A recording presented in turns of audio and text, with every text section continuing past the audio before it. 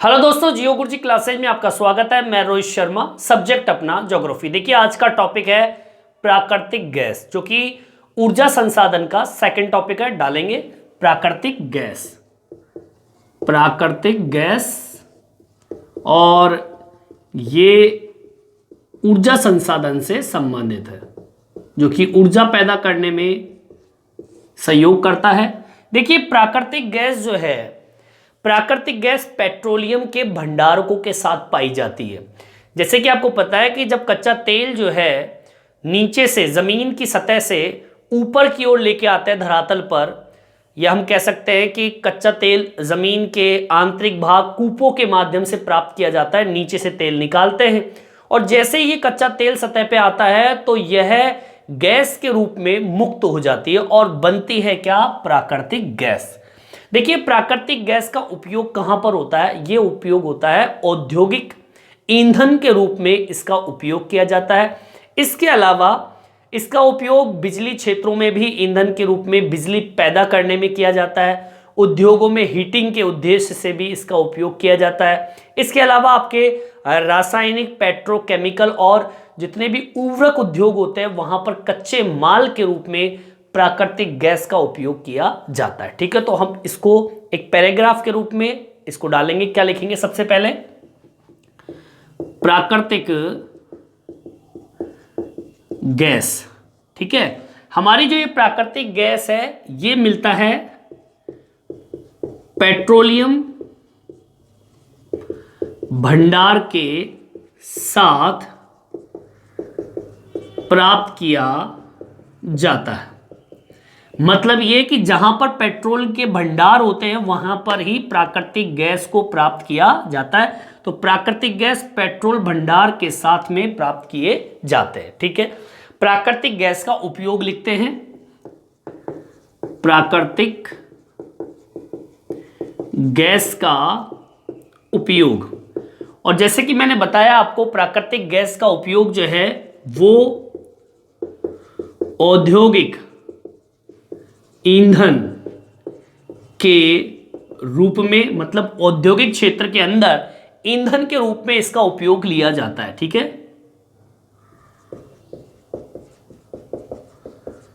और देखिए प्राकृतिक गैस का उपयोग और किन क्षेत्रों में बताया मैंने? बिजली क्षेत्र के अंदर ईंधन के रूप में बिजली पैदा करने में। ठीक है, इसका उपयोग बिजली क्षेत्र में बिजली पैदा करने में किया जाता है। ठीक है, और मैंने बताया आपको कौन सा क्षेत्र, एक आपके औद्योगिक क्षेत्र में हीटिंग के उद्देश्य से भी इस प्राकृतिक गैस का उपयोग करते हैं। ठीक है, इसका उपयोग उद्योगों में हीटिंग के उद्देश्य से भी उपयोग लेते हैं। ठीक है, और सुनिए, और मैंने उद्योग भी बताए, रासायनिक, पेट्रोकेमिकल और उर्वरक उद्योगों में। ठीक है, रासायनिक, पेट्रोकेमिकल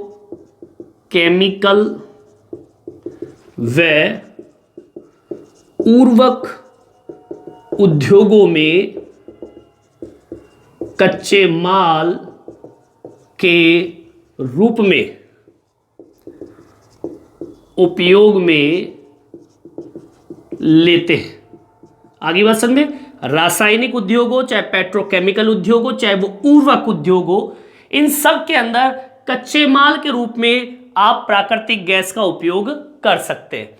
देखिए प्राकृतिक गैस को शहरों में, नगरों में वितरण के लिए COD नेटवर्क के विस्तार के साथ में प्राकृतिक गैस का परिवहन कर घरों के अंदर खाना पकाने और परिवहन में CNG के रूप में भी इसका उपयोग किया जाता है प्राकृतिक गैस का। ठीक है, लिखेंगे प्राकृतिक गैस का उपयोग कौन से क्षेत्र में बताया मैंने? प्राकृतिक गैस का उपयोग शहरों व नगरों में वितरण, और किस नेटवर्क के तहत? सीओडी, सीओडी, ठीक है, सीओडी के नेटवर्क के आधार पर घरों में खाना पकाने के लिए परिवहन के माध्यम से सीएनजी, ठीक है, जो गैस है, को सभी जगह वितरण करने का कार्य किया गया है। मतलब प्राकृतिक गैस का जो उपयोग होता है वो शहरों में, नगरों के अंदर वितरण, सीओडी का जो नेटवर्क है उसके प्रसार के आधार पर घरों के अंदर खाना पकाने के लिए, परिवहन के लिए, जो परिवहन करके या परिवहन के माध्यम से सीएनजी गैस को सभी जगह पर वितरण करने का कार्य भी आपके इसी प्राकृतिक गैस। अब देखिए प्राकृतिक गैस जो है सीएनजी गैस, आप गुजरात में जाइए वहां पर बड़े स्तर पर घरों के अंदर ये व्यवस्थाएं की गई है।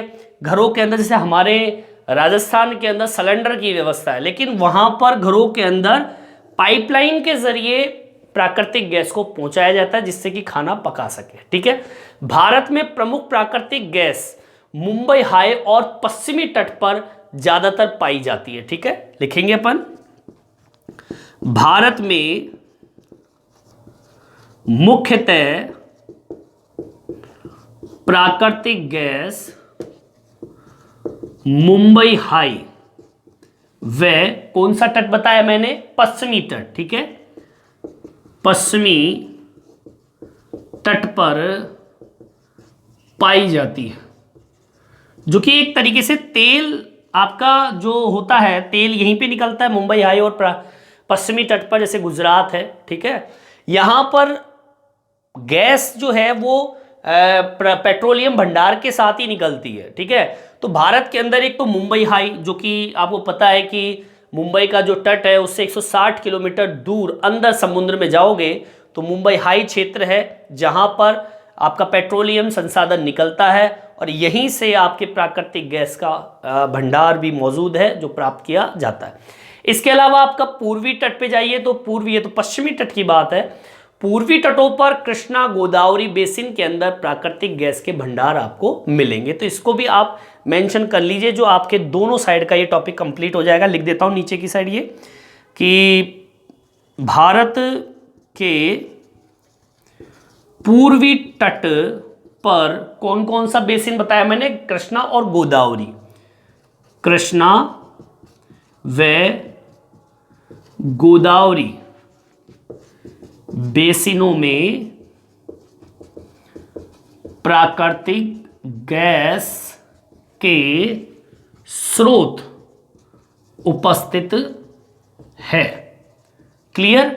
आपके पूर्वी तट कौन सा है? जो आपके बंगाल की खाड़ी का एरिया, जैसे कि पश्चिम बंगाल है, उड़ीसा है, इधर का एरिया की बात चल रही है, और नीचे की साइड की बात चल रही है। तो वहां पे कृष्णा और जो गोदावरी नदी है उनके जो बेसिन क्षेत्र है उन क्षेत्रों में प्राकृतिक गैस के स्रोत आपको मिलते हैं। ठीक है, तो इस तरीके से पेट्रोलियम संसाधनों से प्राकृतिक गैस प्राप्त की जाती है और इसका उपयोग औद्योगिक क्षेत्रों में ईंधन के रूप में, बिजली क्षेत्रों में बिजली पैदा करने के लिए, उद्योगों के अंदर तापमान हीटिंग के उद्देश्य से इसका उपयोग किया जाता है, रासायनिक हो चाहे पेट्रोकेमिकल हो चाहे उर्वरक उद्योग हो, उसमें कच्चे माल के रूप में प्राकृतिक गैस का उपयोग किया जाता है। इसके अलावा घरों के अंदर खाना पकाने और परिवहन के अंतर्गत माध्यम से सीएनजी गैसों को सभी जगह वितरण करने का कार्य इसके अंतर्गत किया गया है। और इसके अलावा मुंबई हाई, पश्चिमी तट और पूर्वी तट पे कृष्णा गोदावरी बेसिनों में भी आपके प्राकृतिक गैस को प्राप्त किया जाता है। ठीक है, इस वीडियो में इतना ही। ये वीडियो आपको कैसा लगा मैं कमेंट्स बॉक्स में डाल के जरूर बताएं। मेरे चैनल को सब्सक्राइब जरूर करें जिससे नए नए वीडियो आप तक पहुंचा सकूं। धन्यवाद।